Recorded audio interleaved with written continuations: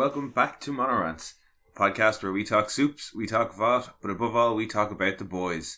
I'm one of your hosts and jack of all trades, Mono, and with me as always is my co-host and master of none, Kira. Yo!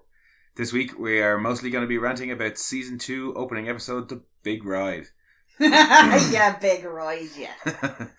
That's a very Irish term. In fairness, you stumbled and that was all I could think of. Yeah, well, if for our non-Irish listeners, Big Ride is a very attractive individual. Yeah, he's a big ride. He's a big ride. And ride has an O in it. It does, yeah, R-O-I-D-E. Right. But as ever, we will be talking comics and we'll be referencing ahead in the show, so spoilers ahead.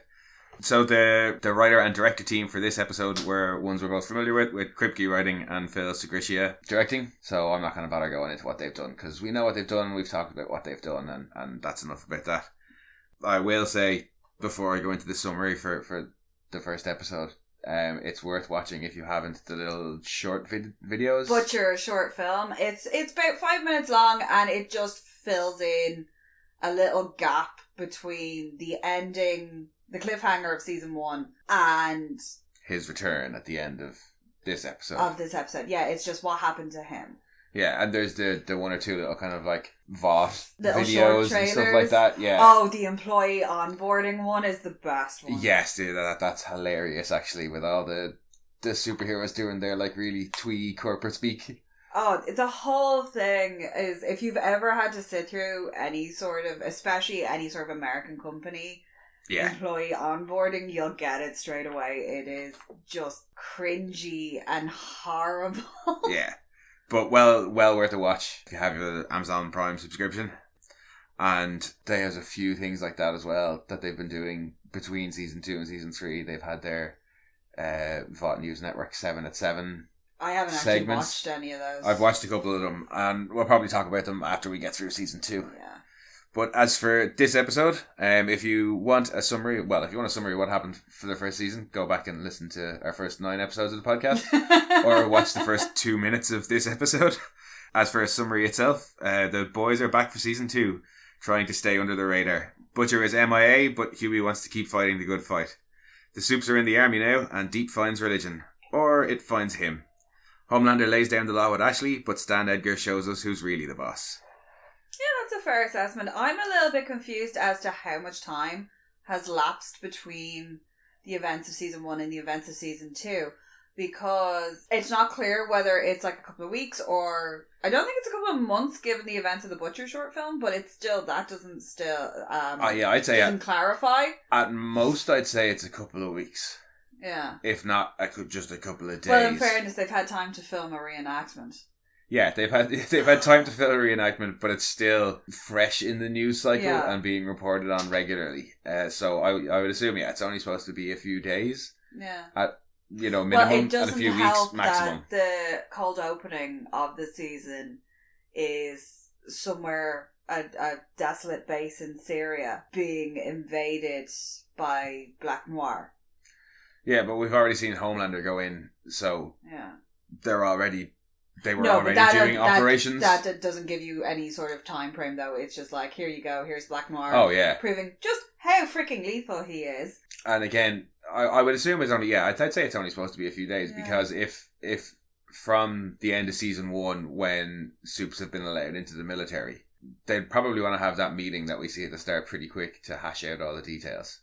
Yeah, no, it's not very clear, and it's a little bit, it did annoy me throughout the episode, because you get the sense it just raises all these questions about from what's going on with the Supes in the military and Homelander. You get the impression it's been like a couple of days, but when you're with the boys in their dingy little hideout with the it Haitian feels like Kings, it's been a couple of weeks or longer. You get the impression that they've been there for weeks or months, especially from the way like Huey looks like he's been kept under a rock. Yeah, so it's a bit vague, but I would assume a few days to a few weeks. Okay.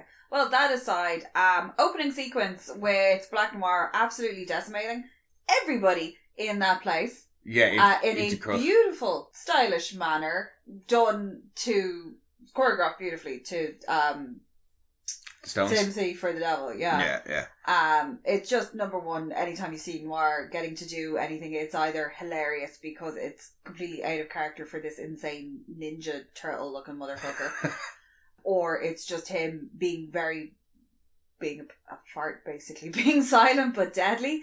But it's nice to see him kind of being showcased a little bit more. It's the most action. It is the most action that you've seen out of.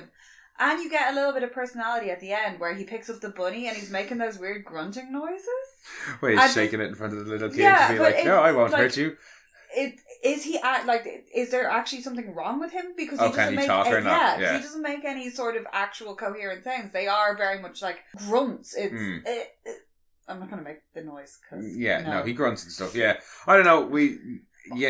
The way he turns around, though, when he crouches down to pass the bunny to the kid, because there's this little kid who's just sitting there after watching him presumably decimate his entire family.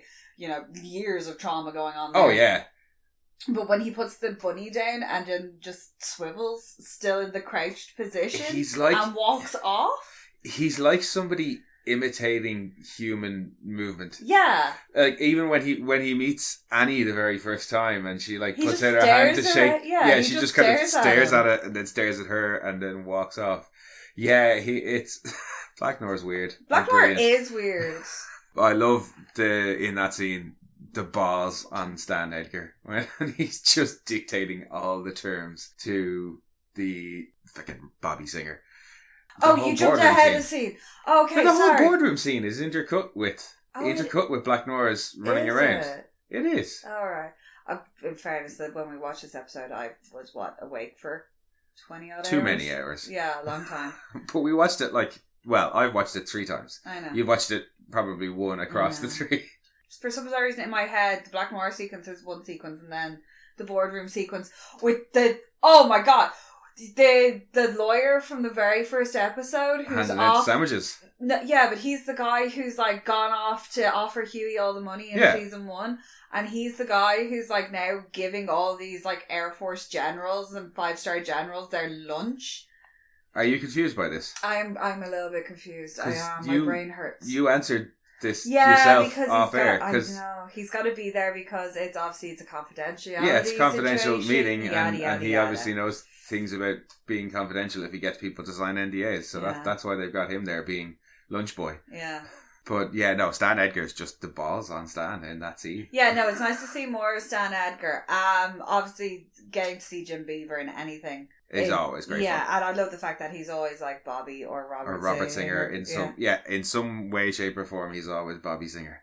Also, the use of the phrase "cone of silence." Officially speaking, 0 cone of silence.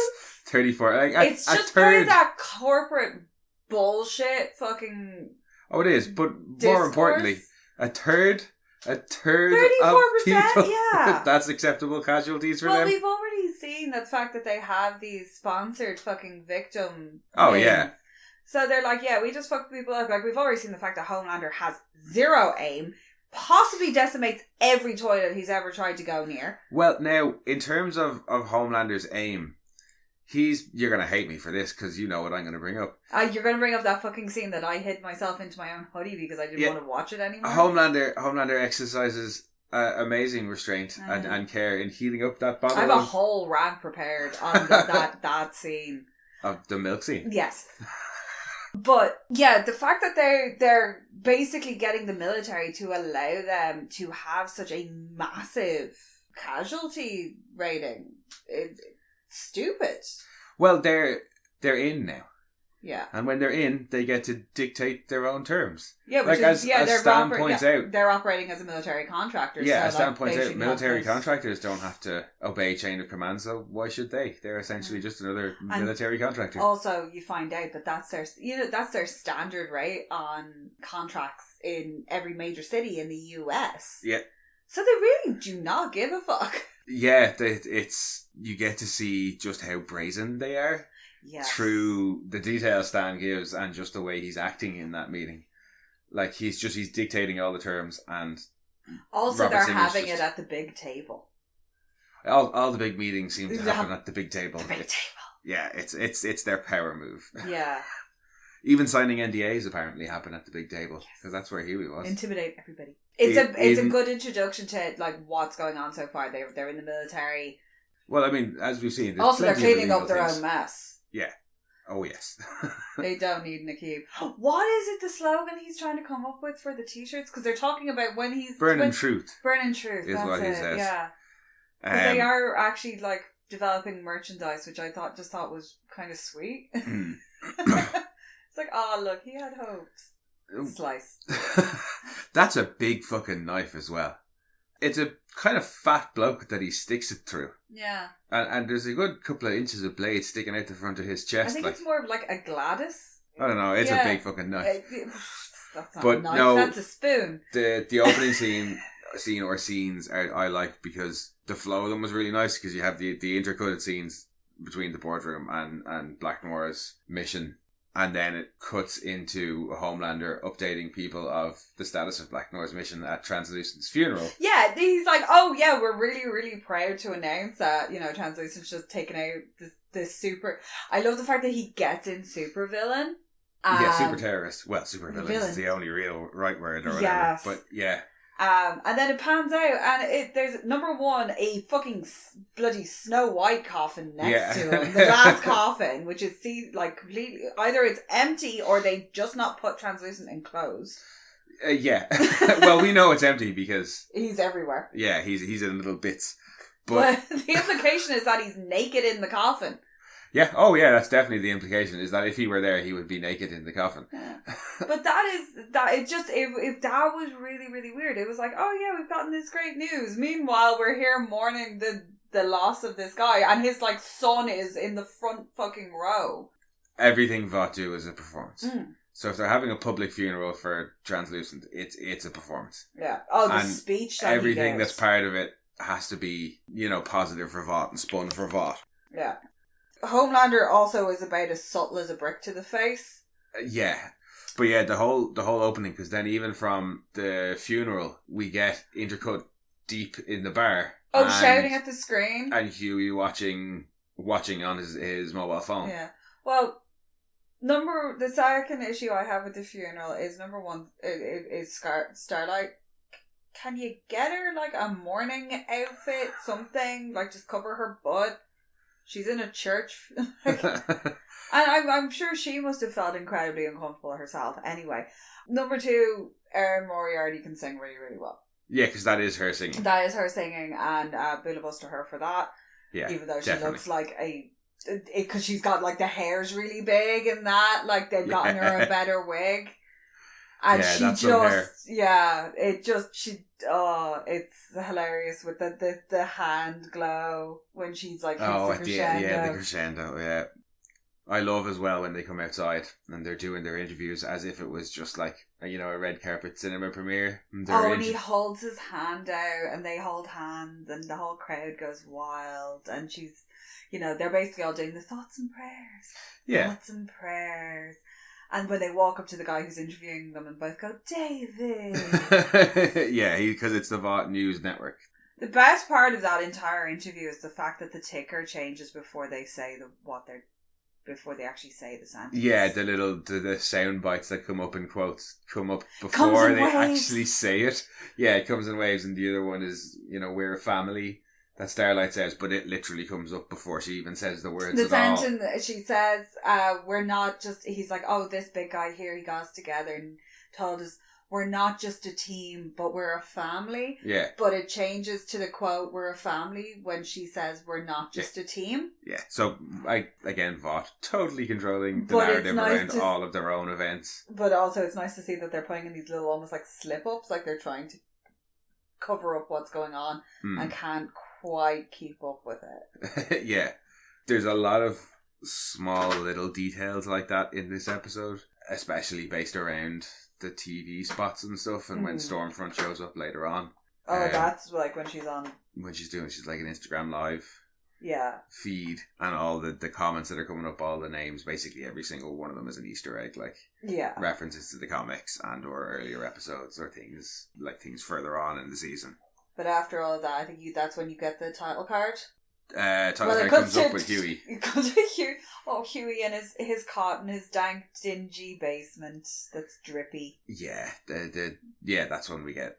And see what the boys are up to as he walks through the kind of underground compound of the Haitian They're Kings. staying in a gang headquarters. It's like, are they... It's the Haitian Kings. They're Haitian. Sorry, I was like, I couldn't remember. But he's like, number one, he's had to get washed in a mop sink. Like, the whole situation just looks dire. I'm pretty sure I lived in some places like that when I was in university. I know people who lived in places like that. It's dank, it's damp, it's horrible. They're walking through, there's people dismantling weaponry. Yeah. There's somebody MM's getting stitched. Yeah, he's stitching up somebody in the corner. Taking a bullet out, I think. Yeah, the whole thing, the female's practicing her handwriting while she's learning the alphabet, which is nice. I really liked a bit as Huey's walking through there, and he leans in to the female as she's doing her workbook, and just has a really nice, kind of looks at her work and smiles as if to say, coming along really nice, and she gives him a really big warm smile back. And it's a little small bit, but I really liked it. She's actually, in that whole episode, she's the only one who doesn't look like she's been put through the ringer. She looks like she's coming into herself more. Well, things are getting better for her. Yeah, whereas Huey looks the worst. Huey looks like he's been left under a rock for about 3 weeks. He just looks pale and sickly and sweaty and kind of sticky. The rest of them are used to conditions like that. She grew up in a terrorist camp. Frenchie is a gun runner and, smuggler of various... everything he does is illegal. Yeah. So... it's also, you get to see Cherie. She's that's a good back. Point. Yeah, we see Cherie there in amongst them with the guys. Yeah. And MM, again, has dealt with situations like that. Yeah. But Huey... This is all new to him. So he's making his way out and he's stopped by MM, who's like, where the fuck are you going? Yeah. And he uses the best excuse ever, which is, I'm going to get you more Purell, because MM is obsessed with Purell, and you're starting to get more and more of his OCD tendencies are starting to come to the fore. Yeah, we see a lot of it this season. When he's doing the dollhouse and he's got the little straight edge and everything has to be perfect, and then he's literally bathing himself in hand sanitizer. But that's kind of all of our catch up in those first few minutes of the episode of what everybody's been up to, what they're doing now since. Yeah, well, Huey... And then Huey goes off to meet Annie. Yeah, he leaves Annie, you get Annie back in the Vought Tower, taking off all the shit. Yeah, getting into normal clothes. Because you get a little A-Train update, because she goes to see A-Train still in a coma. He's intubated. He's, following his massive heart attack brought on by the abuse in the previous season. So you get a little update, a little nod to what he's doing as well. Then we move things forward with when they meet up on the train. Yeah, so they're taking kind of great stealthy measures to meet up, which for Annie, honestly, she could have done with a better disguise. Just get a wig, for fuck's sake. Yeah. Wear baggier clothes. You're a tiny, tiny human. Yeah, don't stop to stare at the giant billboard of yourself where she's lying there being all like, crime never looked so good. Or no, sorry, it's justice never looked so good. Yeah. Don't stop and stare at it and take your sunglasses down and be looking all dodge. Yeah, but they do seem to be taking steps, because Huey's asking her about, snapping SIM cards on burner phones and that kind of thing. Well, she knows now as well that she's chipped. Yeah. That there is. Well, she knows they're all chipped. They're all chipped, yeah. So they meet up on the subway.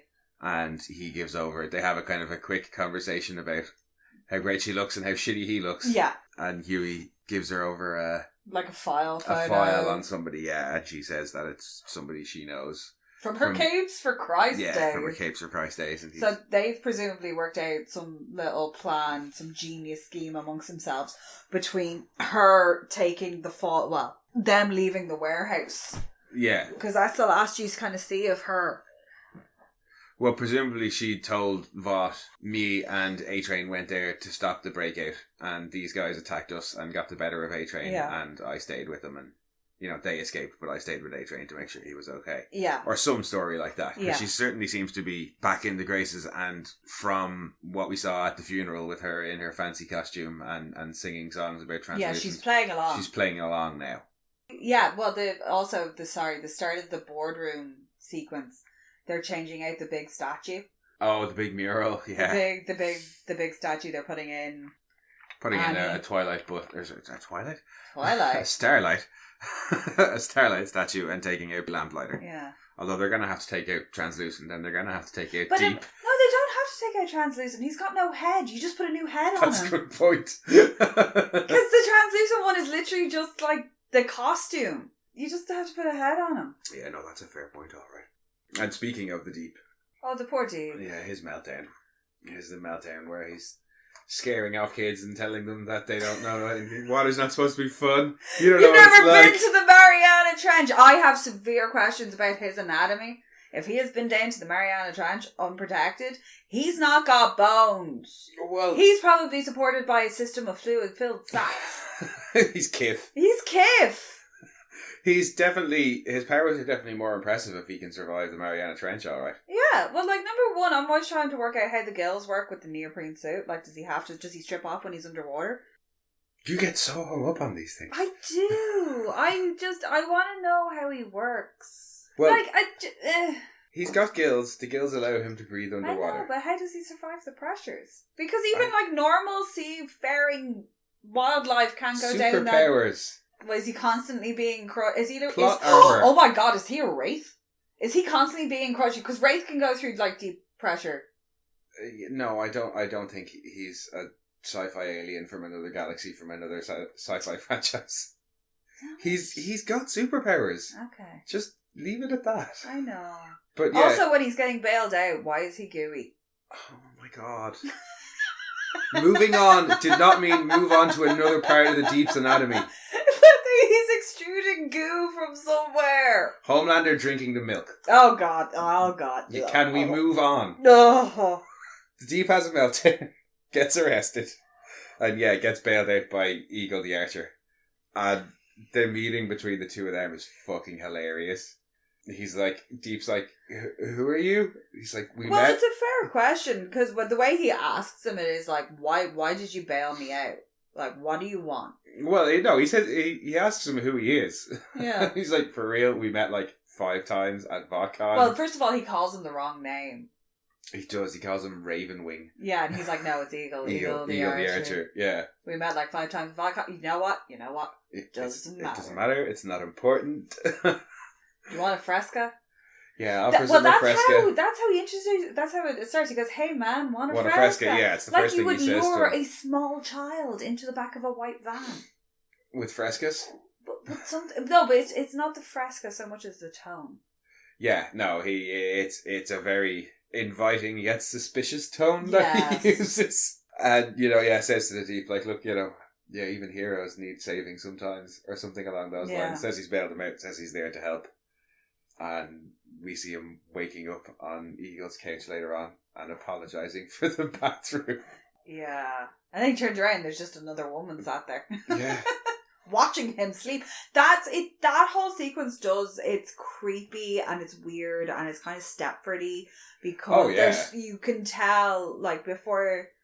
It's like, number one, okay, you're kind of over friendly, and I get that you're trying to be nice, but it's coming across as creepy. Yeah, and then the other shoe drops when you find out what it's actually about. And she makes the woman, Carol, who sat there, he's like, oh, she helped me when I went through my darkest time, and you're like, oh, is this some sort of weird intervention? And then she drops that lovely little gem about therapy being more destructive than it actually, Yeah, I know, therapy's so destructive. I'm more of a teacher. Yeah, and it's like, oh, hang on. What? Yeah. You've been on the cuckoo, like, what's going on here now? And I totally am with Deep's reaction on this. He's like, no, fuck this shit. You're weird. I'm out of here. I'm gone. And they go for the one thing they know, that, like, they manipulate the shit out of him by being like, oh, we can help you get back into the 7. This is the one thing you want. Deep, like, that's his little cotton socks. That's what he wants to hear. He is naive as, like... For all of his, like, worldliness, he's naive as fuck. Oh, yeah. And it is like, she basically presents him with this book that is essentially Scientology. Yeah, the Church of the Collective. Yeah, it becomes very clear very quickly they are a Scientology stand-in. But then it all suddenly all makes sense, that the way that they're behaving and the fact that they all seem to use frescas, which for some bizarre reason, I don't know why it's Fresca in particular that is ringing bells, or this like one type of soda is giving me real strong Heaven's Gate vibes. Nobody from the production of the show has explicitly said it's supposed to be a nod to Jonestown or to Heaven's Gate. But Fresca's most popular flavour is a grape-flavoured drink. And the Kool-Aid that they handed out at Jonestown wasn't Kool-Aid, it was Grape-Aid. So I'm positive it's a drinking the Kool-Aid Jonestown reference as far as I'm concerned. I don't care what anybody says. Heaven's Gate also, that was a Kool-Aid. Yeah, it was a drink with. Well, Heaven's Gate was voluntary. Jonestown was a mass murder. So I'm kind of gonna go with Heaven's Gate. Definitely, but it's definitely a drinking the Kool-Aid reference. Yes, it is. But then they're very much giving you that the overwhelming culty, everything's great vibes. And it makes sense then. They're like, well, why did they come up? Because they saw an opportunity. Yeah. Here's a superhero who's down on his luck. We've already gotten a few of them. Yeah, we can get this, and this is a very high profile one. We can get him in. Maybe we can turn him around, get him on rehab, and make a big. What's the word? Well, that was it. I was trying to work out, like, when Eagle's telling his story about how he hit rock bottom, and it's basically that he ran out of arrows. Yeah. I was like, what other superpower does he have? Does he just have really good aim? I was going to say, I think it is, because he makes a mention when he's talking about that, you know, he started letting fly his arrows and his aim was perfect. And I'm assuming But if he can't even fight hand to hand, he's a shittier Hawkeye. Well, yeah, like, that's the thing. Hawkeye's not super powered. But so far in The Boys, we haven't met any non-V powered superheroes. Like, Mesmer didn't seem to be super strong or anything like that, but he had his superpowers. Yeah, well, he didn't need to be super strong. He's like espionage. Blind Spot that we see later in the episode seems to just have super hearing, and other than that, he's a really good martial artist. Yeah. So, is that what Eagle the Archer's power is? It's just insanely good aim? Yeah, like, obviously they have these various tiers of them, depending on how much. Is it just purely dependent on how much V they've been dosed with at birth? Is this a Brave New World type thing where the alphas get the most, and then as you go further down the castes in it, and they multiply them out to make multiple twins? Popclaw. They're less powerful. And we saw Popclaw as well. But she had those bone spurs, but she didn't seem to... Like, obviously she was super strong, because you could see her powerlifting when she's on her mad V. On the V, yeah. And she's powerlifting stuff. But yeah, there's a couple of them in this season that I'm like, what are your powers? Well, let's just go with extra good aim for him. But aside from that, like, he seemed to be fairly shite as a superhero. Yeah, well, but that's... They always kind of... The archery... The non-superpowered archery hero always is kind of a bit of a gag. Like, there's always Hawkeye gags, and there's always Green Arrow gags. You know? Well, and I think they're just playing that up. None of them have whipped out a boxing glove arrow yet. When I see one of those, I'll be happy. Even though he seems to have, like, he had his issues with arrows, when he came to get the Deep out of jail, he had his quiver on his back and he had his bow with him. Yeah. So the church obviously helped him regain his confidence in arrows. What black man who's armed walks into a police station in Sandusky, Ohio? Well, at least he was in the outfit. That's probably the only thing that saved his ass. That's probably it. Yeah, they went, oh, it's a superhero. I hadn't caught that he actually walked into the police station with his weaponry. Yeah. He has the arrow and the it just bow. Over the head. And it wasn't until you said it I was like, hang on, he walked into a police station like that? You were probably still thinking about Deep's goo. I was probably still the goo. Where's the goo? No, we're done talking about the Deep's anatomy for today. Let's talk about Gecko's anatomy. I'm sure you have questions about Gecko's anatomy. I do have questions about Gecko's anatomy. But the profile that is given to Annie January to go and investigate is a character that is referred to as Gecko. Yeah. He can regenerate limbs. I had a lot of questions. I'd completely forgotten about part of it. Then realised that he regrows them almost almost immediately. Like, Yeah. it takes like a couple of seconds, but they're straight back. So she goes basically to find this guy. She takes a taxi ride there. In the taxi, there's an ad. There's tons of ads. There's an ad. Number one, her mother is texting her because at the end of the last season, she had a massive blow up with the ma. And so she's been getting... The mom's basically been love bombing her with text messages and being like, I said I'm sorry, why can't you just forgive me? Yeah. You know, please call me, I still love you, Jelly Bean. And like, she's really going for it. And Annie is being annoyed by that, being annoyed by the ad that's being played in the back of the taxi. Cracks your man's fucking TV. Yeah. I know you're pissy, but don't wreck his property. Yeah, I'm sure there's an off button. Yeah. Just ask him to switch it off. Just ignore it. Yeah. For sake. Sleazy Motel. I am sure this is not the worst thing that Sleazy Motel has ever witnessed. Oh, no, I wouldn't think so. So she finds him and whatever John he's picked up because he's working as some sort of weird S&M hooker, gore fetishist. Yeah, he's letting people chop bits off him for money. Yeah, because he grows them back. So he's providing a service to all those wannabe serial killers out there. It's like, here, come, have a go, you know. See if you like it. Yeah. Also, I was saying that's going to be a really, really weird either Craigslist ad or he's posting on like Cannibal Cafe because he's like every cannibal's wet dream. You can just keep slicing bits off him and eating them and you're happy out. When your man asks if he can keep it, he says, just keep it refrigerated. I have questions now about freezer burn. Well, he didn't say put it in the freezer, he said keep it refrigerated. Yeah, but you know, after about a week it's probably still going to go off. Yeah. Then you've got to explain. Or will it regenerate into a whole new gecko? Will it grow from the arm out? No, I think you need the brainstem. Which also leads me to ask, how many bits of him can you remove until he won't grow back? You can definitely remove his dick, because he offered that for 1,000. Yeah, no, I'm wondering, can you take him all the way down to like a head? Will he grow back from the head? Or does he need like the torso and the head? Yeah, I know what you mean. Like, what's the limit on how much shit can I take off him before he stops regenerating? I'm sure Vought have done that to him.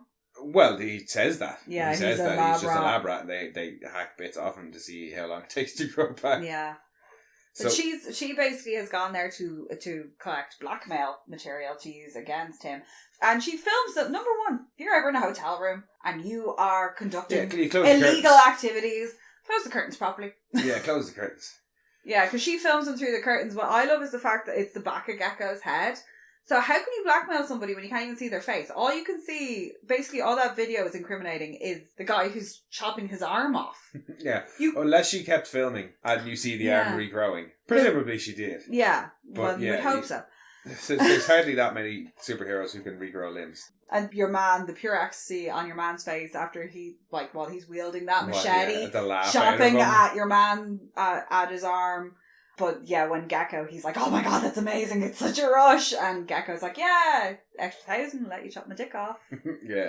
I feel really sorry for Gecko in this episode. Yeah. Because, it's not the most fun existence he's got going on. He's a lab rat who sells body parts on the side, essentially. Yeah. But yeah, I feel sad for him because when Annie comes to see him in the cafe later, he's... Oh, in her coincidental run-in with him? That's totally planned. Yeah, and she just blackmails the shit out of him. Like, she goes stone cold on him at the end of the conversation. Yeah. You know, when she's like, see, another lie.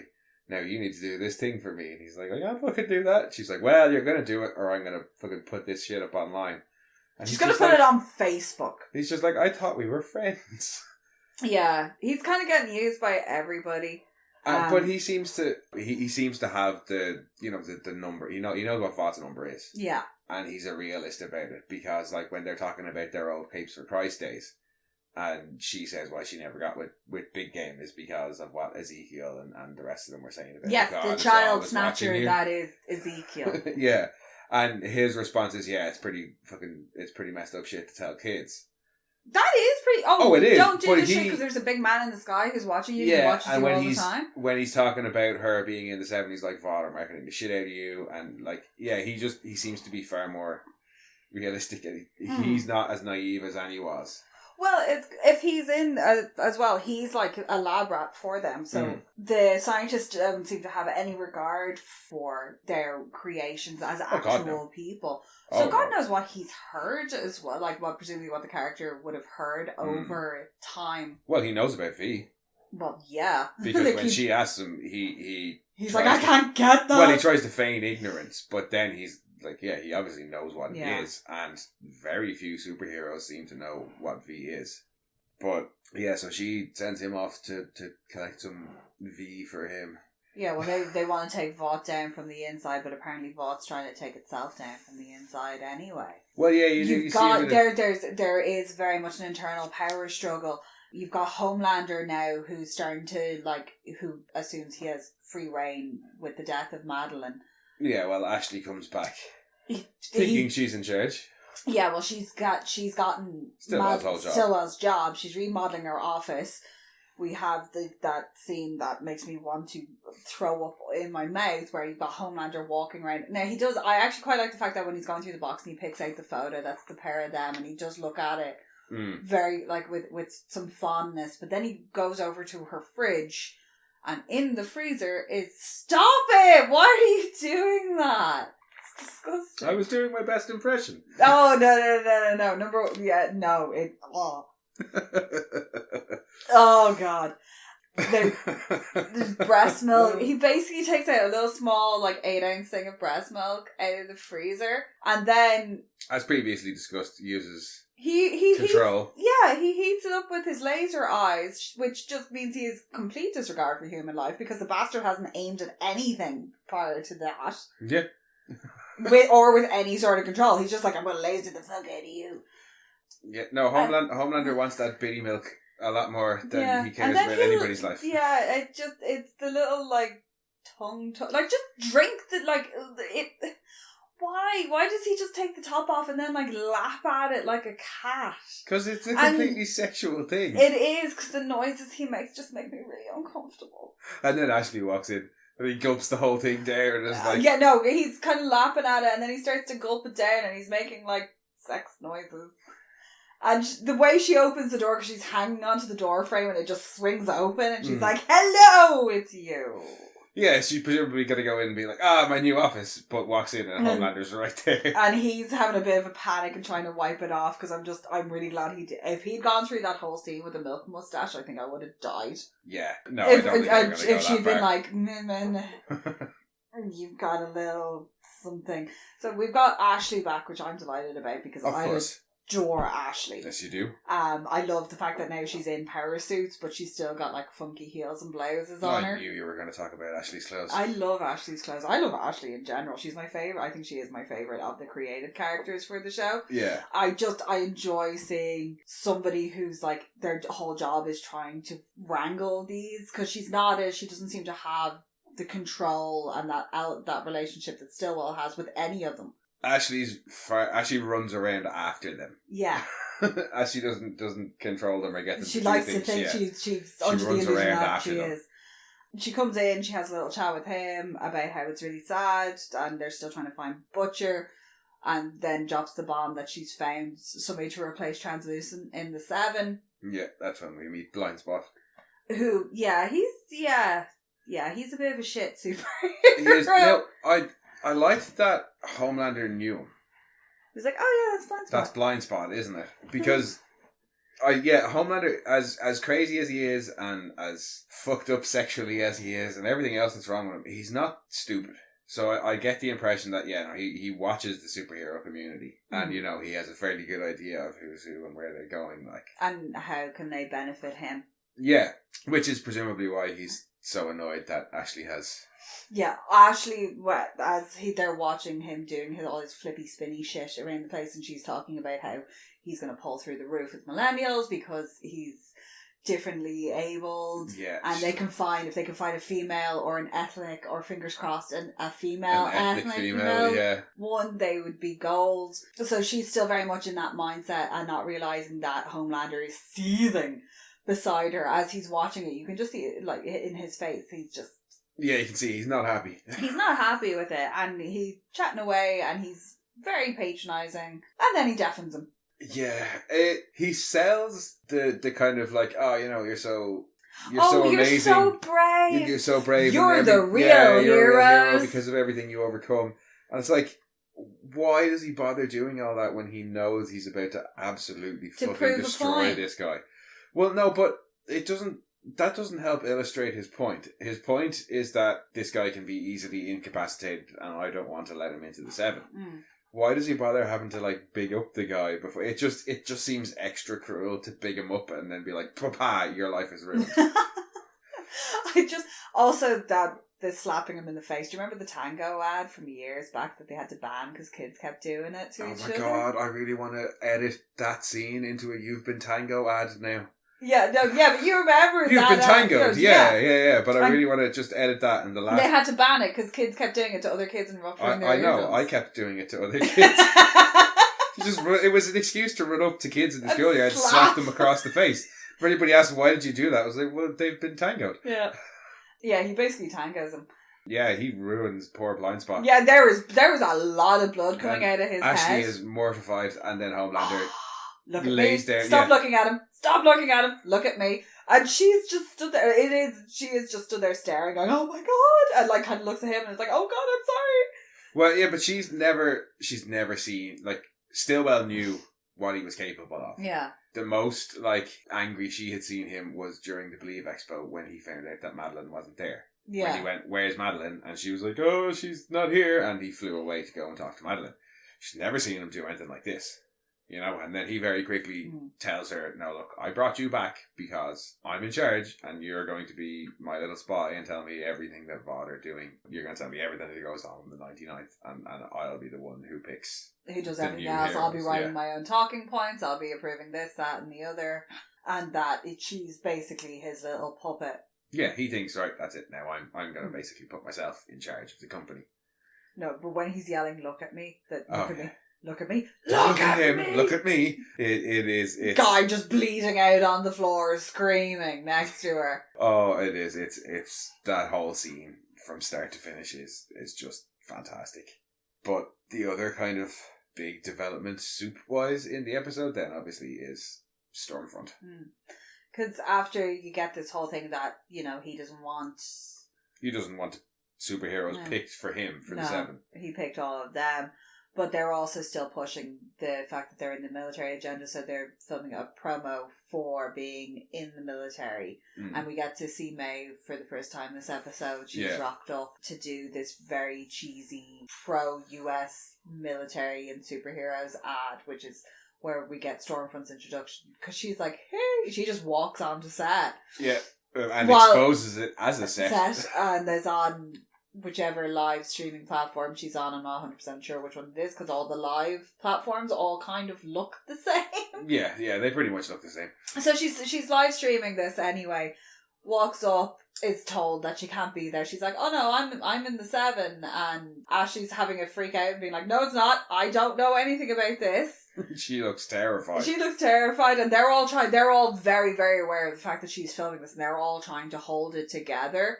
Particularly Homelander. Oh, Homelander wants to fly into a rage and freak out, but knows he can't. Knows that she's live streaming, so he's just like, "Well, you know, and who told you that you're on the 7?" She's like, "Oh, Mr. Edgar, the big guy."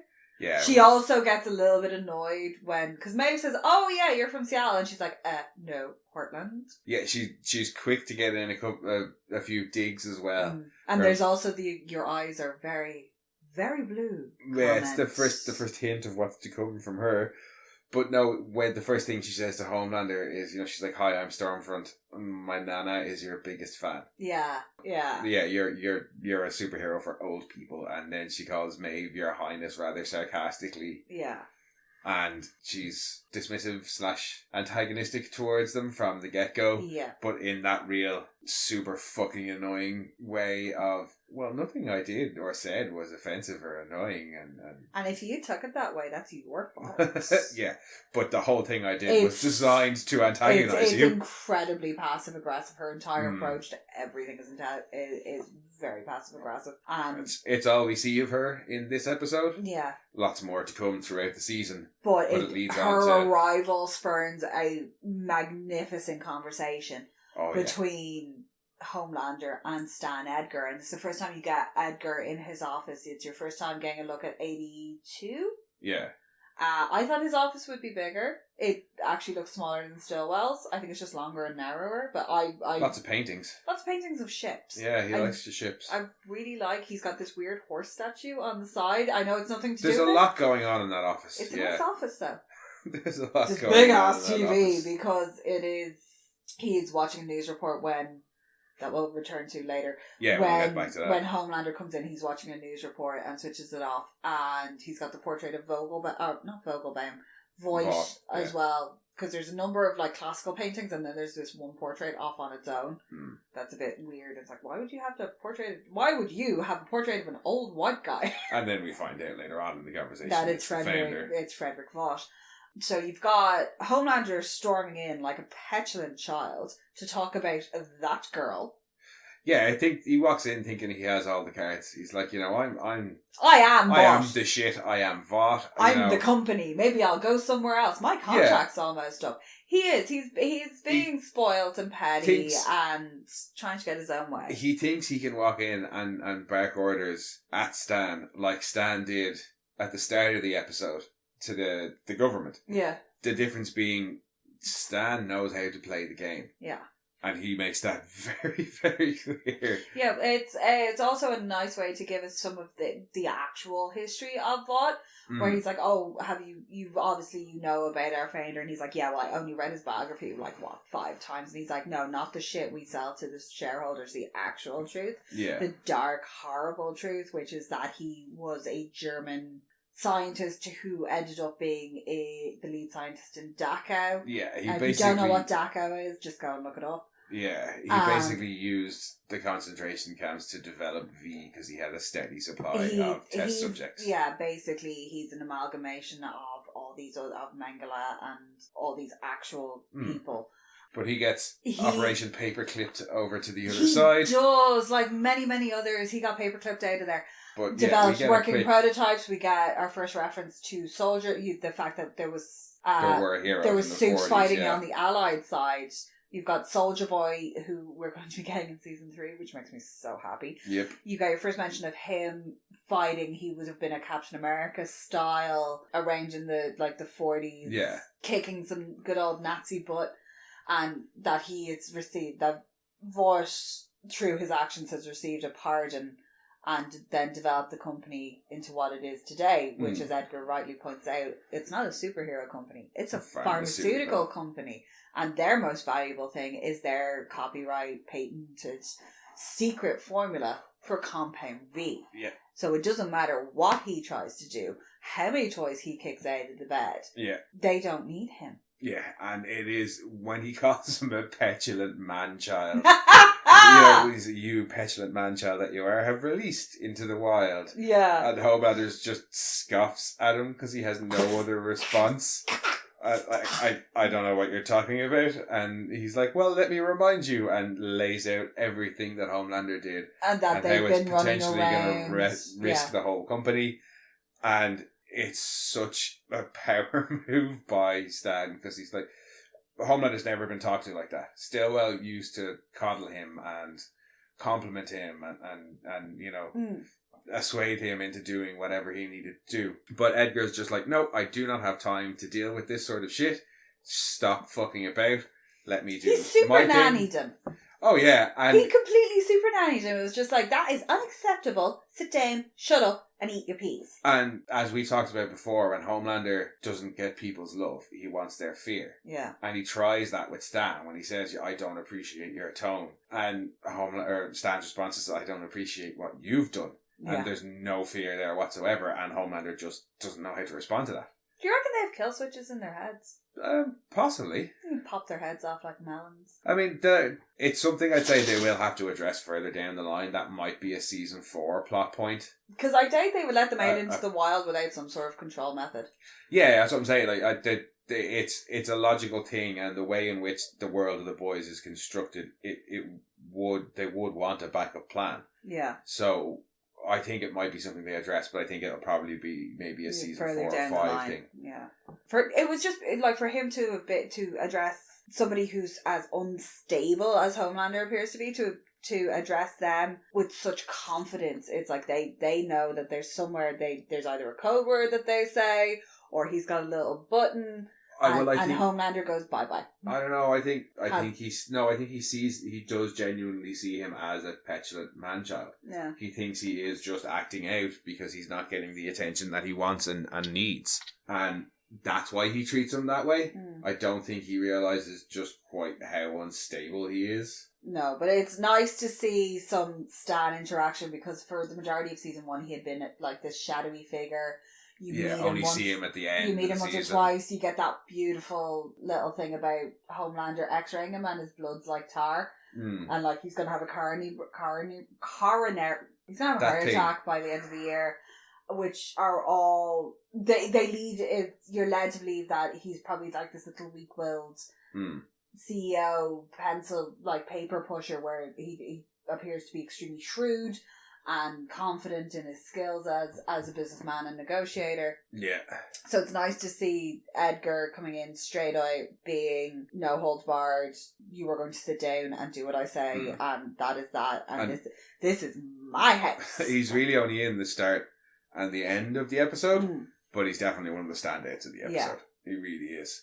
And one of the other standouts of the episode is definitely Huey. Oh yeah, Huey standing up for himself. Huey grows a spine this episode. Yeah, he doesn't want Butcher back, and he thinks the fight should keep going. Butch heads with MM a couple of times over it. Yeah, like he's going out, he's making all these secret plans to meet up with Annie, and he's going off to blackmail people on his behalf to get Compound V. Their initial plan seems to be to release it to the media. In the meantime, while she's off doing all of that, they've discovered that there's a whole big thing. Yeah. There's this. I was trying to work it. Basically, so they're staying with Frenchie's gangbanger friends. Yeah. Who are running guns and stuff like that. During the course of this, one of the gangbangers gets quite badly injured and is brought back. And they, like, when they unwrap it, they're screaming, they're all screaming in French. So they need Tomer Capone there to tell them what's going on. I don't know why I called him Tomer. Just thinking, I was like, why didn't you just call him Frenchie? Weird. Yeah, I know. That was really weird. Also, Frenchie's little belly shirt with the crossbones bunny on it. Can I have it? I want it. I need it. It's amazing. Also, why is he wearing a belly shirt with suspenders? Who knows? Frenchie. He's Frenchie. He's Frenchie. Yeah. Just go with it. But yeah, this guy, basically, it looks like somebody... He looks like he's had the flesh stripped from his arm. His arm is in bits. It looks like... Do you remember there was that medieval torture device where they used to they'd strap your hand down and then twist it? Mm-hmm.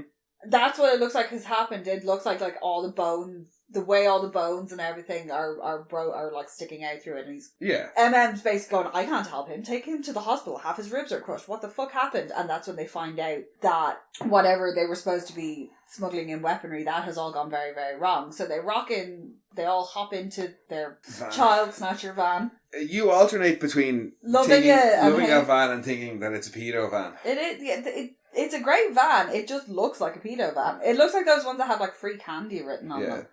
But yeah, long story short, they find out Frenchie's gang banger friends have been bringing in people. They've been smuggling in people. And one of them was a Supe terrorist who fucking lifts a boat out of the harbour and drops it on a guy. Yeah, that's basically the gangbanger with the broken arm got a boat thrown at him. Yeah. And not like a little rowing boat either. This is like a proper fishing vessel. Like, it's not like, oh, here's a dinghy. Oof. Yeah. He could have gotten a lot worse off. Yeah, like he was still alive. It was, somewhat of a miracle. As they get out of the van, they realise that there's CCTV footage, which is how they manage to see what's going on. So while they're in reviewing it, the female's out looking around the boat and finds this little small crane on the ground, a little paper crane. Yeah. And takes it off with her. And when they're discussing everything with Frenchie, she's trying to show this to him, and she's written down boy. Mm. And that actually kind of annoyed me, the fact that Frenchie doesn't have the time. He's like, I don't understand, I'm confused, what are you trying to say? And he's very dismissive of her. And I'm like, that's a big turnaround away from the way he had been behaving towards her. I get what you're saying, but I think he tries to like, all she's giving him is one word Yeah. and a paper crane. But you can see she's very clearly frustrated because she's not getting her point across, and he could have been a little bit more patient with her. Now, I understand that they're all freaking out because not only are they all over the news, which is hilarious because they have them all named except for Frenchie, who's unknown. Yeah. Which I love that. I was like, Frenchie's unknown. You know, they're all stressed about the situation that's going on. They can't get through to Butcher. They've just discovered that there's now some fucking Soup terrorist villain, whatever you want to call them, running around. So they make probably the most sensible choice. Well, Huey makes it. Yeah, which is to contact Rayner. And the tension between Huey and in this episode is played out really well because you're not... There's a lot of squaring off that's going on. Yeah, you can see Huey wants to keep fighting, and the other two don't think that he's capable, basically, of leading them. And Huey's like, well, it's not about leading. Let's just go out and do it because nobody else is going to do it. Yeah. And I was like, why is so angry? And then kind of lets out. He's like, well, look, I don't want to get dragged back into this shit. I want to just go and see my family. Yeah, and I want to go home. Yeah, and that's when Huey kind of is able to use that to get them to contact Rayner. He's like, well, maybe the CIA lady can help us see your family again, as well as help us with this other problem. And that's what convinces them, what convinces MM in the end. Well, that's when they do meet up with Rayner. That is the first thing he does kind of throw out there is... It's the first thing Huey says to Rayner. Yeah, is, can you help him? After he asks how his family's getting on, is, can you help him see them? She's like, well, tell me what you know and I'll see what I can do. Rayner looks like she hasn't slept since, like, the last season. She just looks done. Well, for her as well, they thought they had Vought by the balls and it's all been thrown out and now they're in the military and basically everything whole case she had constructed just fucking fell apart. Yeah, but I'd say she still has to be working on that case. Yeah. Oh, she still wants them. She knows. Department of Justice know. Yeah, the Department of Justice know what Vought are up to. They just have no proof. They can't say anything about it. So she's probably been looking like crazy, like you said. Part of the negotiations that you see with Edgar and the Department of Justice was the confidential designation V was supposed to have a so they can't use any of that. They can't go public or prosecute them for anything to do with that. Yeah, so Rayner's presumably trying to find anything else that they're doing before they get their She's hooks probably further trying into to the get government. them under RICO because that would be the easiest way to do it. Well, yeah. RICO seems to extend to just about whatever you want RICO to extend to. But yeah, so then poor Rayner. Yeah, they have the meeting with her and they give them the full description and everything, and she's like, I'm going to see what I can do, and then her nose starts to bleed, and then her head goes kasplooey. Yeah, her head explodes. Just. And I mean, it wouldn't be an episode of The Boys if Huey didn't get covered in guts and blood. And gore. In fairness, everybody kind of got covered in gore a bit there. Yeah, he seemed to get it the worst. Yeah. It's a sad ending to Rayner. I didn't want to see her go. I really liked her. Yeah, I didn't like that at all. I'll be honest with you. I would have been less sad if somebody else's head had popped. Yeah, like, could they... I don't know. I don't like that they got rid of Rayner. I really like Rayner. And I'm going to talk a little bit about further episodes in the season here, so skip ahead a little bit if you don't want to hear about it. But they bring Mallory back. Yeah. And Mallory has a lot more to do in this season. And I feel like they could have left Mallory out of it a bit more and had Rayner do those things. You could have had more Rayner-Billy interactions before you bring Mallory back. Or you could have had more Rayner-Mallory interactions that would have been quite interesting. Yeah. But to me, I was kind of like, would the deputy director of the CIA really go to meet fugitives? A, on her own, and B, at all. Well, would she not? Yeah, well, given the nature of what they're investigating, presumably she would still meet up with them. Given that what they're looking into, they were essentially a black op operated under the CIA. But yeah, they could have had. I would have preferred if they had say Rayner show up to the meeting, or Rayner say. Just a scene where Rayner is contacted by them and says, I can't go, but I'm sending my closest personal aide who's, working the case with me. Yeah. And he goes, and he or she basically says the same things as Rayner about, we know a little bit about your family and that thing about the penny dropping, and that's just before she can say anything incriminating, her head gets exploded. Yeah. Have that happen to the other person. Yeah. And just give us more Rayner. I didn't like that they killed her off straight away. No, just as she was revealing some very, very tasty information about the fact that there's a coup going on from inside of Vought, and that it's tearing itself apart, and it all has to do with Compound V, and as soon as she gets to that, that's when her head goes poof. And it's something we don't know, because presumably what she's talking about is the fact that Homelander slipped the V to the super terrorists to allow Vought to get their superheroes into the military. And it's just that she's finally figured all that out. Yeah. And then, as a result, gets her head done exploded. So poor Huey, covered in more gore. Yeah. All the gore. All the gore. Gore. When they're washing themselves off. Everybody's all lovely and clean, and he's still like pulling chunks out of his hair, and his shirt's all covered in shit. Yeah, and they're talking about the consequences and what's just happened and what it might mean. And we get a phone call from Annie then. Well, they also, Emma makes a very good point that they're not there for them. They were there for Raynor. Raynor was the one being watched, and he's like, well, how do you know that? He goes, well, our heads are still intact. Yeah, because Huey thinks it's his fault. Yeah. And MM's like, no, look, it wasn't. He's like, that's one of the things I really like about MM in this episode as well, is as angry as he is with Huey, he still does have a few nice things to say. Well, he's not going to let him blame himself for something that he hasn't done. Yeah. And you also get the fact that he does have a bit of respect for Huey, because Huey's like, just hit me.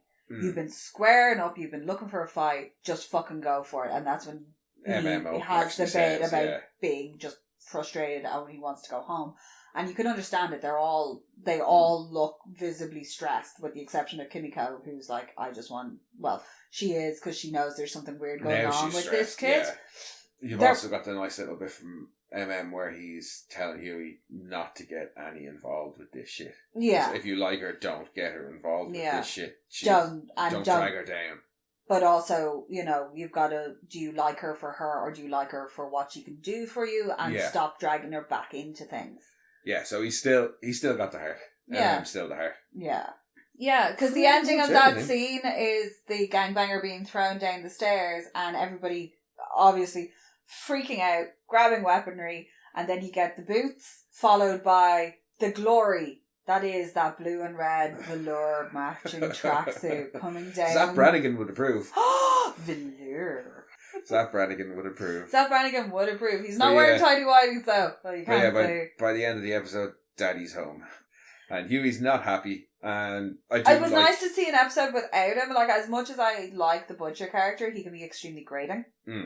Oh, I completely forgot that you've also got that little interaction after Homelander gets the slap down from Stan Edgar. He goes off to see Becca. Yeah, I assume to see Ryan, kid. But yeah. So you've got to wonder what he's doing with that. He's like, well, I just got slapped down, so I'm going to go off and do something else. Yeah, it's like he's definitely run away there. Yeah.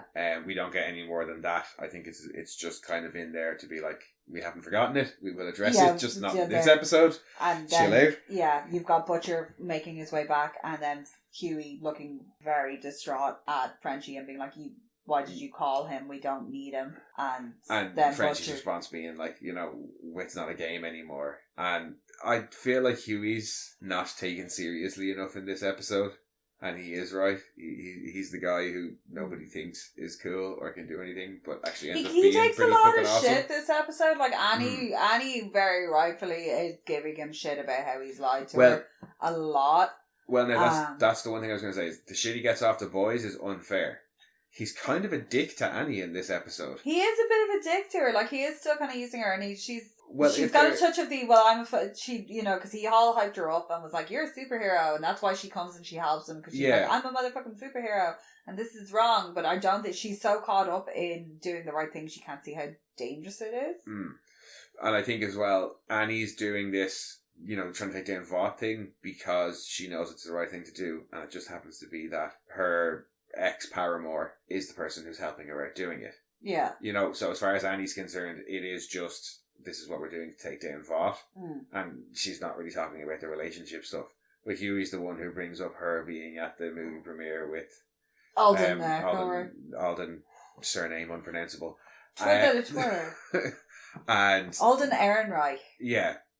He's the one who brings that up, and as MM points out, he's still got it out for her, whereas she's trying to just it's almost like he's trying to punish her. So it's like and he's making these like sly comments, and she's quite right and quite quick to throw it back in his face and be like, well, yeah, he may be an actor, but he didn't lie to me every day. Yeah. And he was all like, oh no, that hurt. And Annie apologizes. And I was like, don't apologize, Annie. He's being a dick. Yeah. And then at the end of the episode, when she flat out practically begs him not to lie to her, he lies to her. And yeah, he's a bit of an asshole. It's like, come on, apart, like, did you not learn? Like, I know Frenchie, or sorry, this I know is not MM. Spider-Man. Yeah, I know MM just told you to try and not get her any deeper into this stuff, and you did see like somebody's head just explode. Yeah, he does try and talk her out of that a little bit when he's like, we need to put it on the back burner. And if, like, all he has to tell it do is say, you know, we went to see a contact. Well, he doesn't have to give her he doesn't have to lie to her and give her no information. He could just say something went down and it's quite dangerous, so I don't want you to go too fast with this. And that would probably be enough information for Annie. You know, she knows she can't tell him everything, because when she asks where he's living and he makes the joke about Club Med and Ibiza, she laughs and doesn't push it any further. Yeah. Because she realises, oh yeah, he probably can't tell me where he lives. She just wants to know that he's okay. Yeah. And he could say that, like, yeah, some shit went down, we're all okay, but things are hot right now, so cool off on this. Yeah. But no, he just lies to her. And yeah, then after that, Butcher shows up, says Daddy's home. Episode's pretty much over. Yeah. So that's the first episode back for season 2. Really enjoyed it. Thought it was a really strong opener. There was some bits that like the time that bothered me a lot with the episode was that the vague time frame. If it had been like after, because it doesn't look like there was any sort of natural progression of season or anything like that. That bothered me because I was like, how long has it been? It just gave me no kind of solid grounding of what they might have had to have. So if we're doing a best and worst things about the episode, that would have been your least favorite. Yeah, that just really, it just irked me for some reason. I was like, is it like you said, like for the superheroes, like they're in the military and they're negotiating contracts, and it all seems quick, and it seems quick. But then Stan makes the comment about, while you were off at the Golden Globes, I was running around. We were, trying to tidy up after you. Yeah. For the boys, it looks like it's been a couple of weeks, but where's Butcher been for all this time? Yeah, and if you factor in the events of Butcher, a short film, it doesn't seem like that long. It would imply that it's only a day or two. Yeah. Unless he blacked out for about a week and a half in between seeing Becca and waking up in that parking lot. It was just very confusing. Yeah. Favourite bit of the episode? Favourite bit of the episode? Ashley, look at me. Look at me. Yeah, that was a great bit. I think for me, as I was just saying like 2-3 minutes ago, Raynor. I don't know. I wanted more Raynor. Great. I really wanted more Raynor. I really enjoyed her in the first season, especially compared to the comics. I loved the just bitterness and vitriol between her and You're Butcher. Like the mold on my fucking laundry room tiles. Yeah, I think that was probably my least favourite bit of the episode, was getting rid of her. For me, my favourite bit of the episode was Huey trying to stand up and Huey being like, no, fuck Butcher, we don't need Butcher. Because in the comics, Huey never really gets that far until the very end of the comics. No. He keeps saying things to Butcher like, oh, I don't want to do this, I don't want to be part of the violence, I don't want to be strung along, I want to be let in on the deals. And then Butcher says, yeah, I'll do it, and doesn't do it, and Huey just puts up with it. Yeah. Like, Huey does an awful lot of putting up with shit in the comics, but it was really nice to see him, that it feels like Butcher leaving the boys behind at the end of season 1 was an unforgivable thing for Huey. Yeah. Like, that's what it really feels like. Now, just abandoning them. Yeah. Yeah. And there's nothing like that in the comics, and it's really nice to see it from Huey that he's loyal. Yeah, he's loyal to the boys, and he knows, I feel like he thinks he's gotten Butcher's number now. Yeah. And Butcher's not in it to take down Vought. Butcher's not in it to do the right thing. Butcher's just in it for his own ends. Yeah, Butcher's in it to fuck over Homelander. And that I really like that growth within Huey. Apart from that, I think my favourite thing was just a little Vought news ticker showing the quotes before they actually said it. I really liked that. Yeah, and special mention to the reenactment of the murder of Madeline Stillwell. Oh, bollocks, yeah. Shut your trap, you dumb bird. Or I'll bollocks, yeah. That was Yeah, that was great. Special shout out to that Yeah, how they did that with a straight face. With actual Chris Hansen as well. Oh yeah, but in And fairness, Chris Hansen's dropped an awful lot in the old totem pole. But the TV spots are just as prevalent as they were in season 1. Still, that they are mostly used for exposition, but that's what TV spots in TV shows are for. Yeah. And I do like as well a special mention for widening the world of the superheroes, because we got Eagle the Archer, we got Blind Spot, we got Stormfront, we got a mention to Soldier Boy, we got a mention to Tech Knight, we got a mention to Big Game. So we're seeing a lot more new characters, even if they are only in it briefly, like Blind Spot.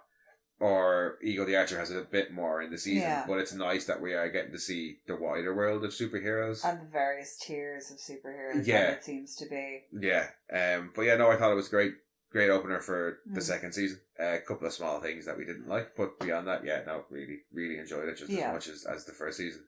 Anything else from you? Not really. I'm looking forward to seeing what they go with this year, because it doesn't seem to be as much like it's the boys versus the 7. They're not teams anymore. They're all very much now established as individuals with their own agendas, a lot more. which is nice to see. It's a little bit of a change of pace. Yeah, but we'll see how things go as we review the rest of the season. Mm-hmm. So thanks for joining us, guys. We are Monorants. You can find all our episodes on all the podcast things. You can also follow us on Twitter at rantsmono, or email us at monorantspodcast@gmail.com. No foot pictures, please. No foot pictures. Or better yet, you can leave us a review on your podcasting platform or of choice. Or you could send foot pictures to A-Train. I don't think we want to ask people to troll stars of the show. No, let's just ask what people ask for. Like, start off simple. Leave us a review, whatever your podcasting platform of choice is. So thanks for listening, guys. Tune back in next week for a chat about season 2's proper preparation and planning. Bye bye.